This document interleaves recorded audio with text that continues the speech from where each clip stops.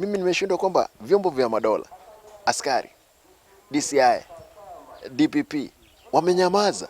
Nimeona kwamba wamenyamaza kwa swala ambalo madaktari walikuwa wachomwe hapa Nyamarambe, wakati viongozi wa kisiasa wameincite wananchi. Walikuwa wachome daktari watatu ambao walikuwa wanafanya kazi yao. Eti hawa madaktari si wa kwetu hapa, wamekuja kuchukua mashine, na ni madaktari wetu. Daktari yeyote yuko nchi yetu hapa ni daktari, hata kama ametoka pande gani, anatibu.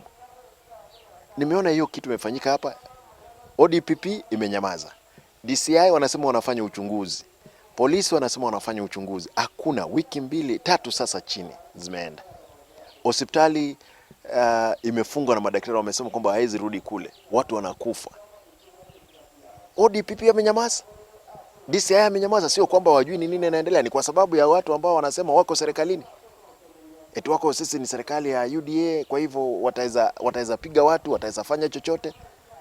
Nataka kuuliza, serikali itaweza kuwa na pande mbili ya sheria?